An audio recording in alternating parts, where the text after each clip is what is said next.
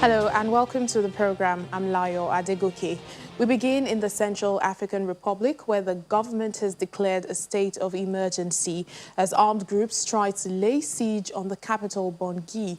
The state of emergency is expected to last for 15 days to allow authorities detain suspects without the authorization of prosecutors. Reports say rebel factions now control most of the country and are calling for the resignation of President Faustin Archange Touadera, the winner of December's election. Last week, the rebels launched attacks on the capital's suburbs, but withdrew after an intervention by the UN peacekeeping force. Meanwhile, the UN envoy has asked the UN Security Council for more troops in the country. Now, the fighting has forced nearly 60,000 people to flee the country. Meanwhile, the UN peacekeeping mission in the Central African Republic, MINUSCA, has bid farewell to two of its peacekeepers who were killed in attacks last week. A Rwandan peacekeeper was killed at PK-12 north of Bangui on January 13th during an attempted capture of the capital city by the coalition of rebel groups, while a Burundian peacekeeper was killed during an ambush by the same group 2 days later in Green-Marie, located 297 kilometers from the capital.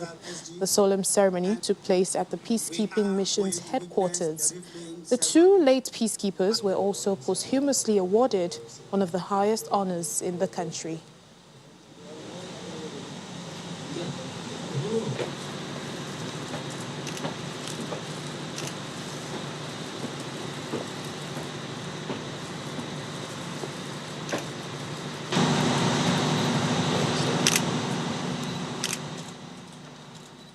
Well, let's get more on this story, the situation in the Central African Republic. Joining us now is Lester Wilcox, an African Affairs analyst. Thank you for your time on Network Africa. What do you make of this state of emergency declared in this country? Do you think this will help the offense against the rebels, seeing that they have all surrounded the capital, Bangui?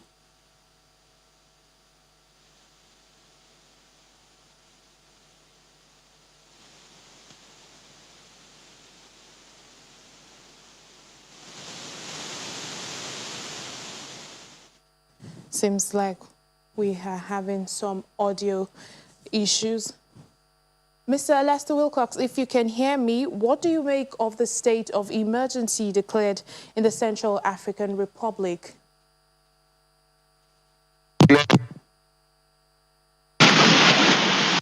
We do apologize for that poor audio.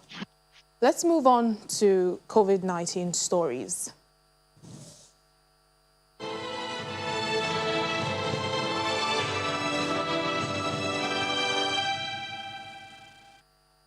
The World Health Organization says that Botswana, Zambia, the Gambia and Kenya have all detected a variant of the COVID-19 virus that was first identified in South Africa last year. Now, the WHO's Regional Director for Africa, Matshidiso Moeti, attributes the spread of this variant to the movement of people across the continent. South Africa is the worst hit country by the pandemic on the continent.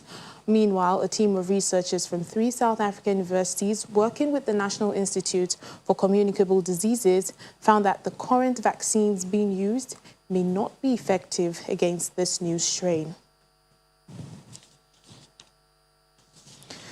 Well, the UK has banned all arrivals from Tanzania and the Democratic Republic of Congo in a bid to stop the spread of the South Africa variant of COVID-19. Only British, Irish nationals and third country nationals with residence rights will be exempted. Earlier this month, passengers from 11 other southern African countries were also banned from entering the UK for similar reasons. The Africa Centers for Disease Control and Prevention, Africa CDC, on Thursday says the continent's COVID-19 death rate now stands at 2.5%, and that's higher than the global average of 2.2%. In the meantime, the World Health Organization has warned that the fight against the COVID-19 pandemic in Africa could suffer from major setbacks amid inadequate access to vaccines due to hoarding by rich nations. Regional Director for Africa, Ms. Mashitiso Moeso, says the COVID-19 vaccine buying frenzy by rich economies might limit access in the continent and also undermine efforts to contain the pandemic. Statistics from the health body indicates that 40 million COVID-19 vaccine doses have already been administered to 50 countries, which are mostly high income. Many countries are keen and determined to get the vaccine on time. We do know that African countries are concerned and hoping that pre-ordering of millions of doses of vaccine by wealthy countries will not disadvantage their accessing supplies. I think this is very much the issue of today that's being discussed all over, especially in the region. Authorities in Rwanda's capital, Kigali, have started distributing food rations to vulnerable families affected by a 15-day coronavirus lockdown that started on Tuesday. All movements outside homes require an approved permit from the police, except for essential service providers. Some 3,000 families have been identified as the most vulnerable, and they've begun receiving sacks of rice, maize flour and beans in the city of about 1 million people. However, there are still some concerns that hundreds of thousands of residents who live hand to mouth would face hunger during the lockdown. But the authorities have assured residents that food will reach the most vulnerable, as well as poor COVID-19 patients being treated at home.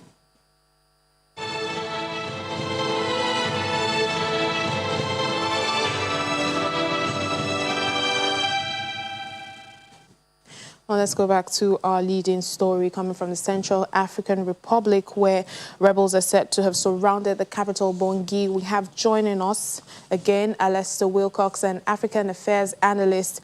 Good to have you back. I was asking earlier, what are your thoughts on the state of emergency that's been declared in the country? Well, if you can hear me now, I think what I was saying was the fact that the situation in the CRO is getting very fluid by the day. The pressure on the government with respect to the rebels is getting hotter by the day. And most often than not, government around the world will use, especially in Africa, we use state of emergency so that they can have adequate power to clamp down on dissident groups. Now, in time past, state of emergency has not helped. I don't think it's going to help in this time around. Because it's only concentrated on the capital. As you reported in your story, the rebels have controlled like two-third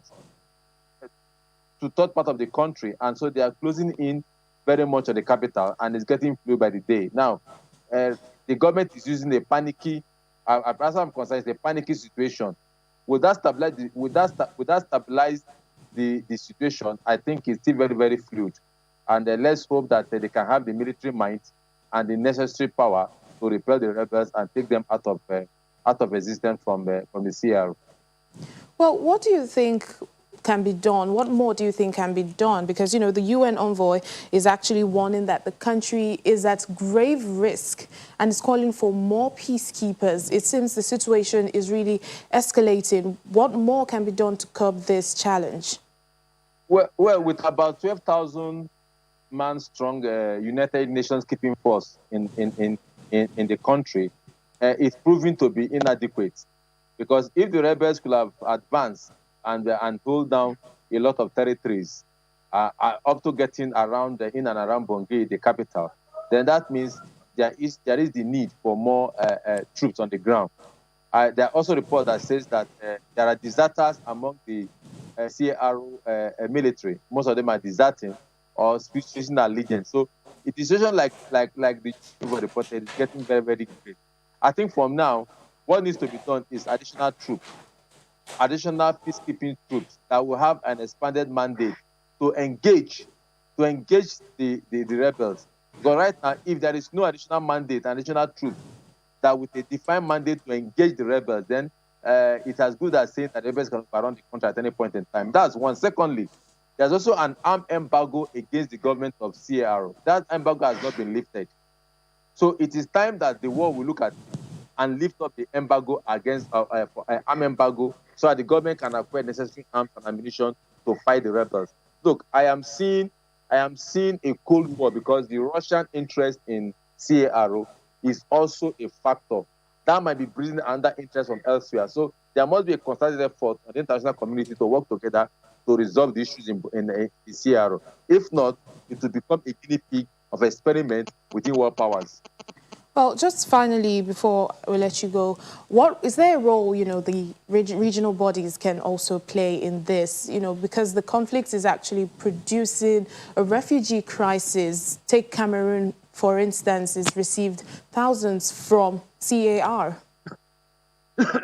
Unfortunately, regional bodies in Africa has proved to be ineffective in handling conflict. So I doubt if there is much the regional bodies can do except contributing troops to the multinational United Nations forces. If this conflict has continued for this long, and African Union and whatever regional bodies that the CAR belongs to have not brought in pressure, enough pressure to bear on the situation, then it's sad. It's sad to say that the regional bodies have lost, especially in Africa, has lost the muscle to take on insurgency in those regions. So it is now left for the international community. Unfortunately, Cameroon will bear the brunt because Cameroon is their next door neighbor, and the only thing Cameroon will do now is to close their borders, and that will create more crisis. So it's a kind of dicey and fluid situation right now. And that situations, it calls for all humanitarian agencies, all military powers around the world to bring their senses together and to find a way around it before the rebel, because as it is now, the rebel is at the verge of taking over the country, and that was spelled for the CAR. All right, then. Thank you so much, Mr. Alexander Wilcox, African Affairs Analyst. Thank you for your thoughts. Moving on. Well, Britain says it will provide a £330 million bridge loan to help Sudan clear its more than $400 million in arrears to the African Development Bank. Sudan's removal from a U.S. list of state sponsors of terror late last year has paved the way for Sudan to start the process of clearing its approximately $60 billion in foreign debt, a necessary step towards seeking further financing. Well, UK Foreign Secretary Dominic Raab says that Britain is supportive of that effort. We're putting our diplomatic, our development capabilities behind the ambitions of the Sudanese people and the next generation. UK assistance to Sudan will be £125 million this financial year. UK programmes are helping to build the stability and support the establishment of a new parliament so that the people of Sudan have proper democratic accountability. And earlier today I signed a memorandum of understanding with Dr. Hiba, and it provides £40 million to the Sudan Family Support Programme, because we also understand that this will help alleviate and support ordinary families going about their business with their weekly bills. Our message is let's not, at this precarious moment for the region, see an escalation of tensions. Let's diffuse them, settle them, and I was very grateful to hear what the Foreign Minister said about it. I'm visiting Ethiopia later today, so I'll be able to reiterate that message. And of course, as a friend to both, we just want to see this settled in a sensible way, not just for both countries, but also for the region.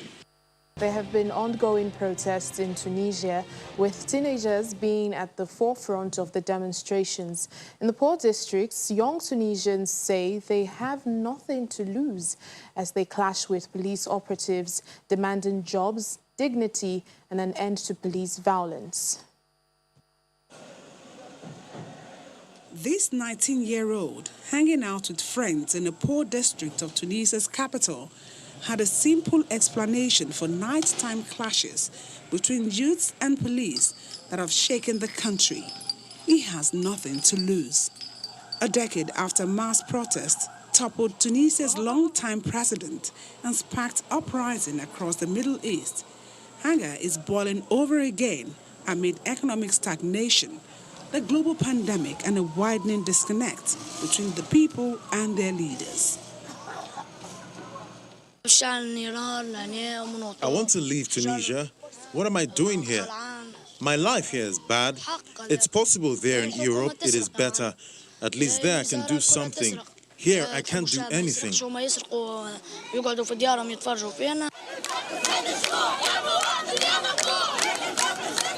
In the worst political unrest in years, thousands of protesters have marched through cities across the country, demanding jobs, dignity, and an end to police violence. At night, youths face off with security forces. Muhammad, who gave only his first name for fear of reprisals, was one of 10 out of school and unemployed boys and young men in the alleyway in the Ezaruni district, passing around cigarettes, soda bottles, and marijuana joints. For me, what happened in this protest is the right thing because the government is robbing us. People became angry and went out so they can steal also. Since Tunisia's 2011 revolution ousted autocratic leader Zine El Abidine Ben Ali, successive governments have struggled with high deficits and demands for state jobs and services. This political elite is far from reality of the citizens' situation, despite what it claims and despite the populist rhetoric it offers. For more than a year, it has not presented anything tangible to the masses other than disastrous image, the image of violence, the image of continuous insult, and the image of defending narrow and special interests. It may be one of the main reasons that led to the outbreak of the night confrontations between the masses of angry people and the security forces. The government is one of the weakest since the revolution, backed by a fragile coalition of rival parties after 2019 elections produced a deeply fragmented parliament. The COVID-19 pandemic thrust Tunisia's economy further into crisis, with the government trying to slow a surge in infections without keeping the working poor from their jobs or widening the yawning fiscal deficits. A lawyer for Ugandan opposition leader Bobi Wine, Merad Segona, has appeared in court seeking to lift Bobi Wine's house arrest. Bobi Wine was blocked from leaving his home shortly after returning from voting in the Ugandan presidential election that took place on January 14. Armed officers since then have surrounded his residence. Wine and his National Unity Platform, NUP, have rejected the results of the election, and they say they are planning a court challenge. We are submitting in the alternative that the Africans movement have been restricted on account of preventive action measures. The habitual offender business is not in the affidavit. Yes. Most obliged, my lord. Of at least 2 meters from each other. For Robert Sentamu Chagulanyi, requesting court to direct the 3 partners in crime to free the gentleman, his wife, and his family members, and be allowed to move freely like all other Ugandans. Mentally, he's better than his competitor. Physically, like any other person who is denied food. Spiritually, he's very strong and determined to rid Uganda of the tyranny.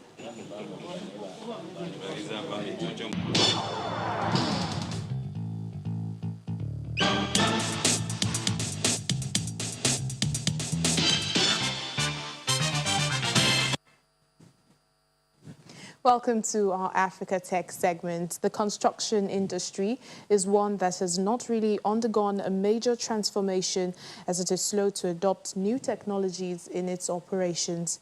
But this appears to be changing as technology advances are gradually revolutionizing major phases of construction projects, and companies look to incorporate digitized systems and upgrade their competencies and investments.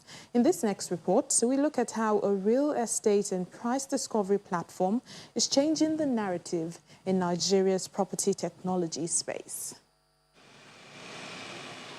According to McKinsey & Company, since the 1990s, construction productivity has declined in some markets, with large projects across asset classes typically taking 20% longer to finish than scheduled and up to 80% over budget.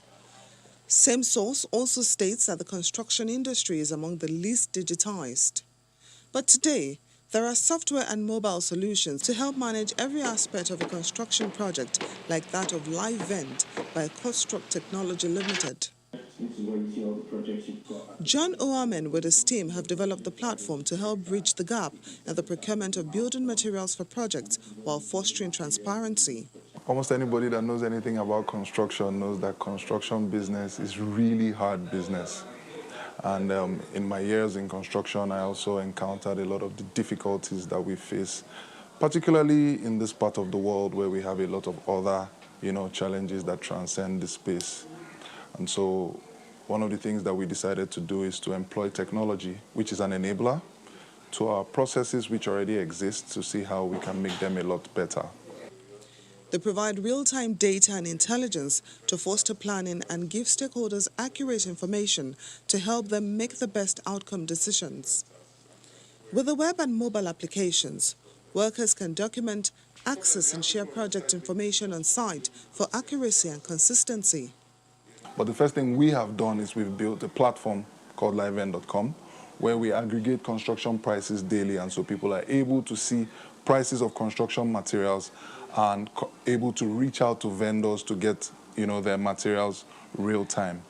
For us, what this does is that it bridges that institutional void of the lack of data, and we're also collecting the movement of this data. So over time we can analyze to see at what the peak prices are, what time in the year prices are peak and stuff like that. This is useful data that people can use to plan their projects more effectively and also make sure that they're able to buy things at the right time, inventory management is done better and all of that. The traditional building and construction landscape is gradually changing, and with increased adoption of technology, many companies can be more efficient. Our industry is peculiar. It's very, very traditional. And technology is almost like taking them a whole shift. So first of all, people are happy to hear, price discovery, you're helping out. But really, when it comes down to it, we realize that, it's going to take a while for our industry to actually fully embrace technology as a helper. The construction industry is one that isn't fast to adopt new technologies, but as demand grows, companies may have no choice but to embrace new solutions so they can keep up with the trend, and LiveVent, which is arguably the first real estate and construction price delivery platform, is one that supports the entire value chain, the property sector.